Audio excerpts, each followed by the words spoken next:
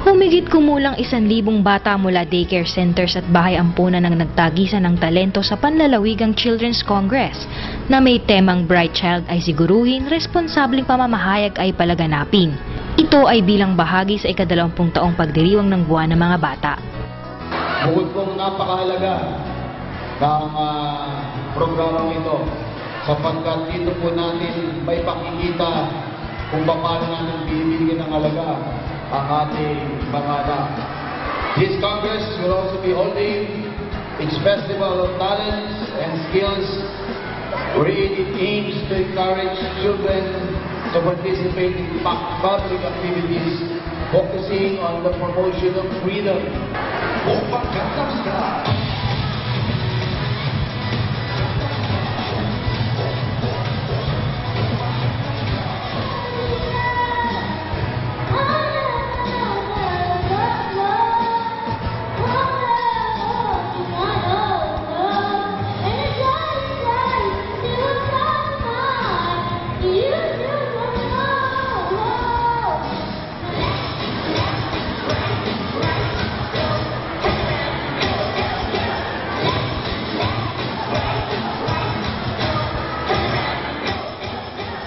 Alinsunod sa Presidential Proclamation No. 267 na naglalayong maipakita ang mahalagang papel ng mga bata sa lipunan, ang pamahalaang panlalawigan ay hinikayat ang mga mamamahayag na maging responsable sa kanilang mga ibinabalita at matiyak na nakatutulong sila sa paghubog ng karunungan ng mga bata.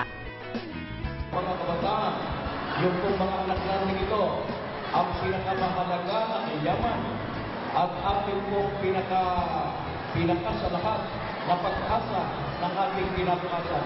Kaya natin sila sa landas ng pag-ibig ng karunungan para sa kanilang magandang kinabukasan. Sinundan naman ito ng 30th Regional Children's Congress na ginanap naman sa Bulacan Capitol Gymnasium. Bahagi ng pagdiriwang ng buwan ng mga bata, ano sunod sa Presidential Proclamation No. 267, dito is nasagawa ngayon sa lalawigan ng Bulacan ang Regional Children's Congress.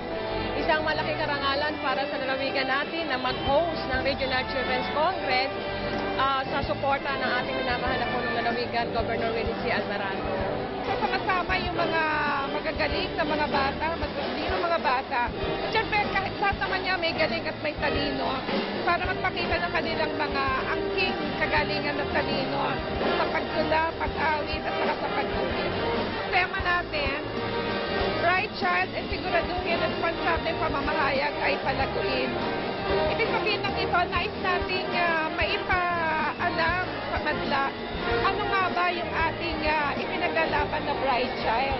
Ito yung bata na mayroon siyang sapat na sabihin ay suporta, hindi lang sa mga magulang, sa pamahalaan, sa kapaligiran, at sa lahat ng mga tao upang yung kanyang kagalingan magkaroon siya ng lahat ng mga oportunidad na kinakailangan niya para lumaki siya na isang mabuting bata. Dito nagsama-sama ang lahat ng bata mula sa iba't ibang lalawigan sa Region 3 para magpakita ng kanilang angking kagalingan at talino sa pagtula, pag-awit, pagsayaw at pagkulay.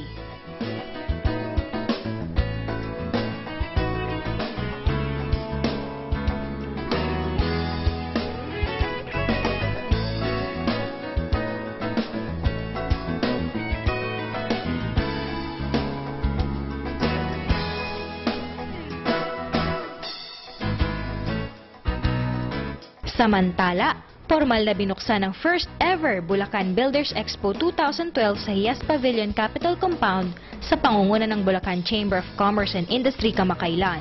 Ito'y dinaluhan ng mga opisyal ng pamahalang panlalawigan at ng panauhing pandangal na si Senador Loren Legarda. For the main purpose of exposure, para ma-expose yung business, because we have been in this business for 45 years already. Nakakatulong din sa mga businessmen, businesswomen dito sa Bulacan. We're joining the World Trade sa World Trade sa Worldex.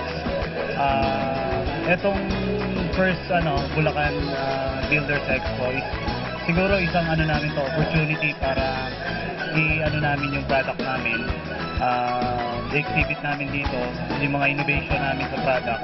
At the same time, growing market kasi ang Bulacan. Actually, we join here kasi we're going to expand by next year yung business namin dito, and Central Luzon is our main focus by 2013. Sa loob ng 3 araw na itinagal ng Builders Expo ay nagkaroon ng Buyers and Sellers Night, consultation at talk tungkol sa architectural and interior design, real estate, home financing at marami pang iba. Maganda po yung mga sasabi nila, mas lalo po kaming na-encourage po na maging architect po. Yung techniques po kung paano po malalong mapapabenta namin yung bahay namin. Ang Buildex 2012 ay nauna nang inilunsad sa Resorts World Manila noong Setyembre at maasahan pa ang mas malaking Builders Exposition sa susunod na taon. Kamakailan na may bumisita sa ating lalawigan ng United States Ambassador to the Philippines na si Harry Thomas Jr. Sinaluhan niya si Gov. Willie Alvarado at ang Chiroptimist International of the Philippines Region sa kanilang taunang pagdiriwang ng United Nations Day. Bahagi rin ng naturang programa ay ang kompetisyon ng mga miyembro ng Chiroptimist sa pinakamaganda at natatangang United Nations costumes. Ngayon, sineselebrate natin ang Cooperative Month sa buong Pilipinas at gaya ng nakaugalian, tinitipon natin lahat ng mga cooperative natin sa lalawigan at kalisabay nito ay kinikilala natin yung mga natatanging gawain nila, no? Para magbigay ng inspirasyon pa sa ating mga cooperative units. Pinarangalan ng pamahalang panlalawigan ng Bulacan sa pamamagitan ng Provincial Cooperative and Economic Development Office ang natatanging City o Municipal Cooperative Development Council 2012 sa The Pavilion, Hiyas ng Bulacan Convention Center.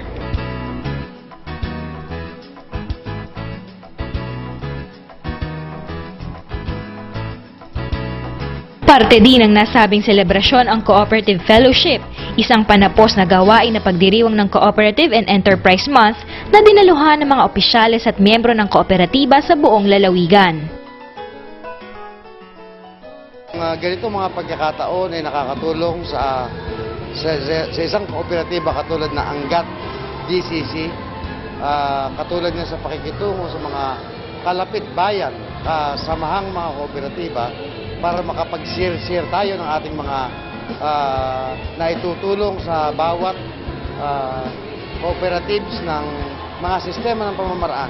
Bilang isang miyembro ng kooperatiba, na-enhance yung aking personality. Then, nagkakaroon ako ng additional friends na sa ibang cooperative. Sapagkat ang inyo pong pagtulong sa isang mamamayan o sa isang human ay naipaparaan sa pamamagitan ng kooperatiba. Dahil ang kooperatiba ay nakapagtataas ng antas ng kabuhayan ng isang miyembro. Samantala, bumubuhos pa rin ang tulong sa mga Bulakenyong nasalanta ng bagyong Pedring at Kiel mula sa Philippine Red Cross sa pakikipagtulungan ng pamahalaang panlalawigan kung saan 500 benepisyaryo ang pinagkalooban ng 10,000 pesos livelihood grants na ginanap sa Bulacan State University Activity Center. Sa lahat ng ginawa namin ito, makita mo umaayos ang kabuhayan nila. Ito ay umpisa lang ito para maibalik sila sa dati nilang kalagayan ng araw at mas maayos pa. Pagka lumakihan, pagbalik namin dito, dadagdagan pa namin. Para sa ganun, makita lang namin kung naumpisa na nila maayos. Sa lahat ng mga kababayan natin sa Bulacan po, ito ho ay project po namin sa Red Cross ito. Buhay po ang mga Bulakenyo at Bulakenya, buhay po ang Pilipinas. Bahay ko, sira. Ako yung hollow block. Tibag. Talaga nagbakwit kami. Ang malaking tulong sa amin. Dahil, makakapagawa kami ng negosyo. Ang masasabi ko po ay apakalaking tulong sa amin ng ginawa ng Red Cross na ito. Ay makakapagpagawa ako ng pamalakaya ko. Tulad yung lambat, pante. May papagawa ko yung bangka kong sira.